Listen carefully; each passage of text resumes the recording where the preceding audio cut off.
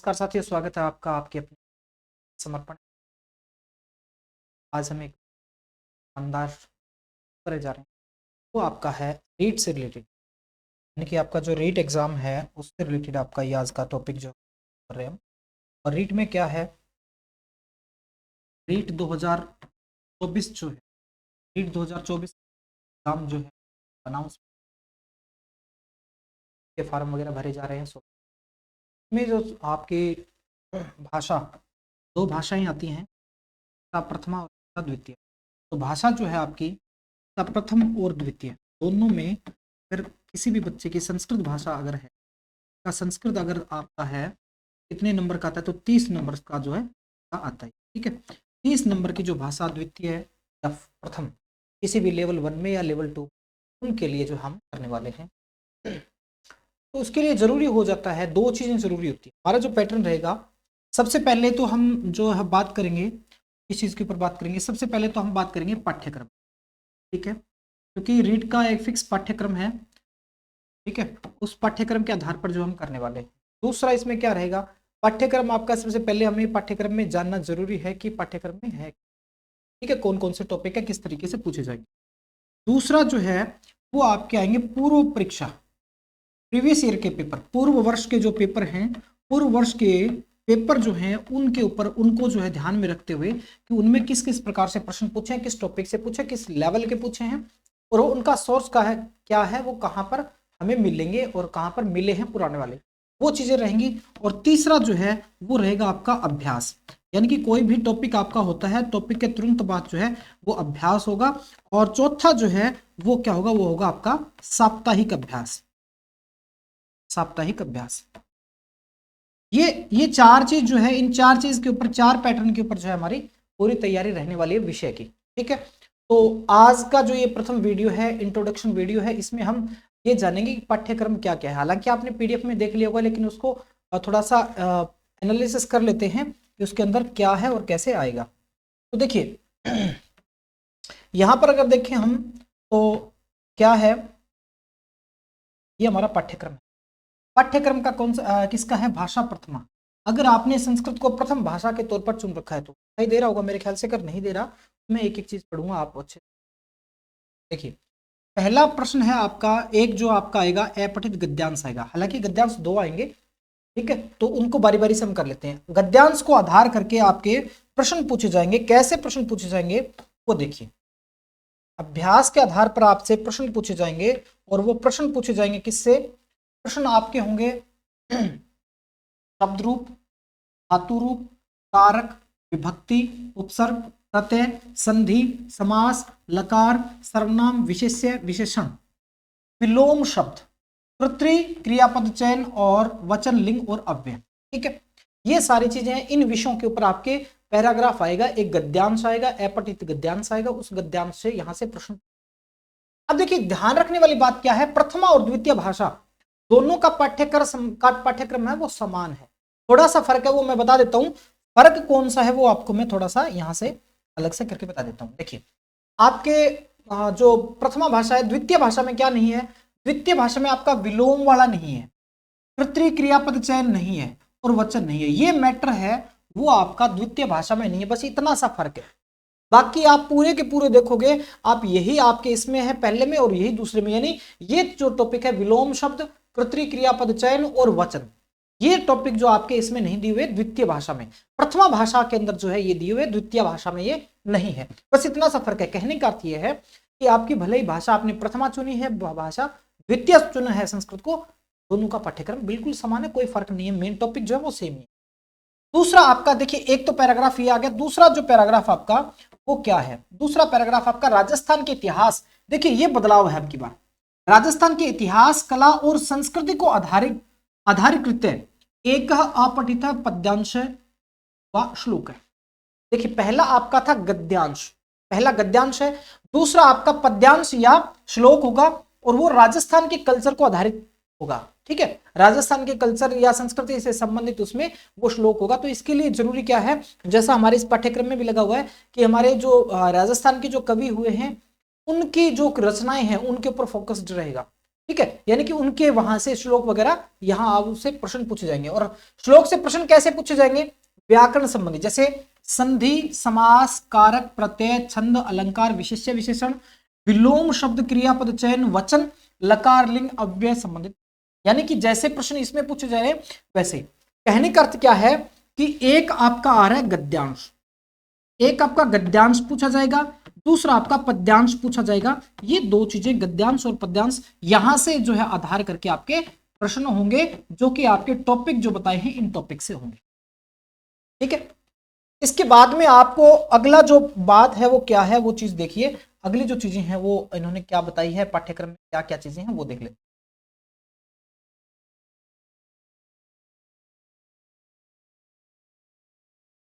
चलिए, तो इसमें आगे आपका और क्या क्या चीज पूछी है? आगे पूछा है संख्या ज्ञान। संख्या ज्ञान, संख्या लिंग वचन के आधार, वचन के आधार पर, लिंग के आधार पर संख्या का ज्ञान पूछेंगे, प्रश्न पूछा जा सकता है। स्वर, व्यंजन और उच्चारण स्थान, स्वर, व्यंजन और उच्चारण स्थान। समय का ज्ञान, समय को संस्कृत में जैसे 5 बजे तो उसको क्या कहेंगे, 7:15 बजे उसको क्या कहेंगे, 8:30 बजे उसको क्या कहेंगे, 11:15 को क्या कहेंगे, वो चीजें जो है वो समय ज्ञान। वाच्य परिवर्तन, एक्टिव वॉइस, पैसिव वॉइस, केवल लट लकार में, ठीक है, केवल लट लकार यानी वर्तमान काल का एक्टिव वॉइस, पैसिव वॉइस पूछेंगे। संस्कृत का अनुवाद आपसे पूछा जा सकता है।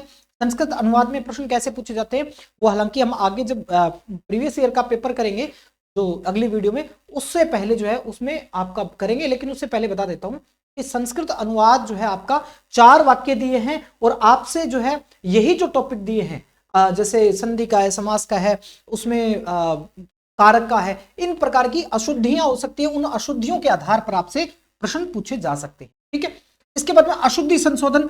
अशुद्धि संशोधन जो आपकी वाक्य की हो सकती है, शब्द की अशुद्धि संशोधन हो सकती है, यानी कि 4 शब्द आपके सामने लिखे हैं और आपसे पूछ लेगा कि इनमें से सही जो वर्तनी है, स्पेलिंग जो है वो किसकी है वो। ठीक है, दूसरा आपके 4 वाक्य हो सकते हैं, उनमें किन्हीं भी आधार पर, विभक्ति के आधार पर, कारक के आधार पर, किसी भी प्रकार से उसमें अशुद्धि हो सकती है, उस अशुद्धि वाला जो छांटने वाला जो आपका प्रश्न हो सकता है।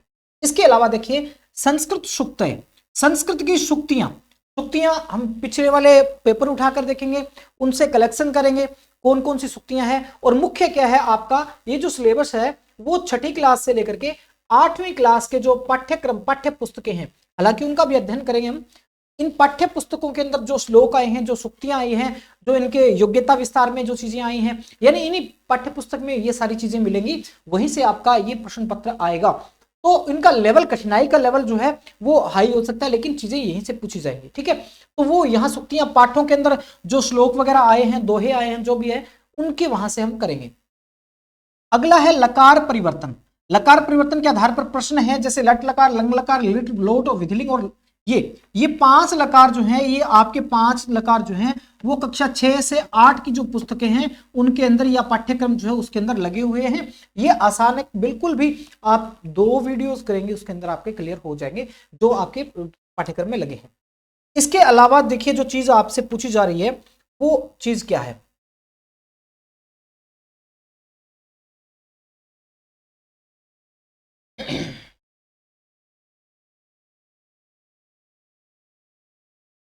देखिए ये जो चीज है आपकी,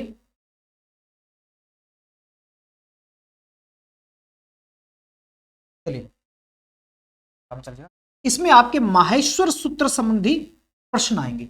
माहेश्वर सूत्र क्या है? व्याकरण, संस्कृत व्याकरण का आधार है माहेश्वर सूत्र। 14 सूत्र हैं, वो 14 सूत्र आपको अगर आपने कर लिए तो आपका आधा काम वैसे ही हल हो जाता है व्याकरण के अंदर। संस्कृत भाषा की शिक्षण विधियां लगी हुई हैं, संस्कृत भाषा के शिक्षण सिद्धांत लगे हुए हैं, और इसके अलावा संस्कृत शिक्षण की अभिरुचि जो प्रश्न है वो आपके पाठ्यक्रम में लगे हुए हैं। ये सारे प्रश्न जो आपसे पूछे जाएंगे। इसके अलावा आपके जो LSRW होता है, श्रवण, संभाषण, पठन और लेखन कौशल, 4 जो कौशल हैं, इन चारों कौशलों के ऊपर डिटेल में हम जो है इनका अभ्यास भी करेंगे, डिटेल में इनको करने वाले हैं। और संस्कृत की शिक्षण विधियां, अधिगम के साधन, संस्कृत शिक्षण में संप्रेषण के साधन, और संस्कृत पाठ्य पुस्तक जो है, संस्कृत की पाठ्य पुस्तक वगैरह, ये सारी चीज जो है वो हम इसमें करने वाले हैं। इसके अलावा आपका लगता है संस्कृत भाषा शिक्षण का मूल्यांकन संबंधी प्रश्न है, मापन और मूल्यांकन, मेजरमेंट एंड इवैल्यूएशन, जो आपका मापन और मूल्यांकन का है वो आपका यहां पर हम करने वाले हैं। इसके अलावा मौखिक लिखित प्रश्नानाम प्रकारा, सतत मूल्यांकन, ठीक है। CCE उपचारात्मक शिक्षण, ये सारी चीज आपकी संस्कृत भाषा में पूछी जाएगी। जरूरी क्या है, इसका संस्कृत भाषा में अभ्यास करना जरूरी है, क्योंकि ये चीजें आप हिंदी भाषा में जान लेंगे, लेकिन संस्कृत भाषा में अगर आपसे पूछे जाते हैं तो थोड़ा सा इसमें वो आपको समझना, थोड़ा सा अभ्यास जरूरी हो जाता है। इसके अलावा संस्कृत भाषा में राजस्थान की संस्कृत साहित्यकार जो हैं उनका योगदान संबंधी प्रश्न, यानी कि राजस्थान के जो संस्कृत साहित्यकार हुए हैं उनका क्या योगदान है, वो सारी चीजें जो है वो आपके पाठ्यक्रम में लगी हुई है। ठीक है। इसके अलावा देखिए, इसके अलावा पाठ्यक्रम में एक स्पेशल जो बात कही है वो क्या है, स्पेशल बात यह है कि इसमें आपका कक्षा 6 से 8 का जो पाठ्यक्रम निर्धारित है, बहुविकल्पीय प्रश्न है, 6 से 8 का जो भी पाठ्यक्रम निर्धारित किया गया है वो 24-25 का यानी वर्तमान सत्र का, उसके आधार पर होगा। लेकिन कहा है कठिनाई का स्तर जो है, कठिनाई का स्तर जो है सीनियर सेकेंडरी लेवल तक का हो सकता है, यानी कि 12वीं कक्षा के लेवल तक का जो इसमें कठिनाई का स्तर जो है हो सकता है। तो ये तो है आपका पाठ्यक्रम। ठीक है। इस पाठ्यक्रम में देखिए अगर आप बारीकी से जांच करेंगे तो इस पाठ्यक्रम में ये लगभग चीजें जो है वो आ चुकी हैं।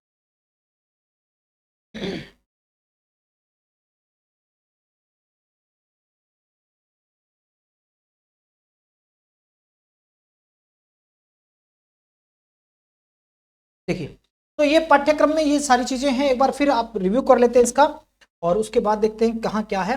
तो इसमें धातु रूप है, लकार है, विभक्ति, यानी कि ये टॉपिक है, शब्द रूप है, धातु रूप है, कारक, विभक्ति, उपसर्ग, प्रत्यय, संधि, समास और लकार, सर्वनाम, विशेषण, विशेषण, ये सारे टॉपिक हैं। इन टॉपिक के आधार पर ही सारा कुछ आने वाला है। तो ये सारी चीजें बिल्कुल आप निश्चिंत रहिए, आराम से इस चीज को आप जो है कर सकते हैं। आपके ये जो 30 नंबर हैं, आपकी कोशिश ये रहेगी कि 30 में से 30 का आप टारगेट रखें।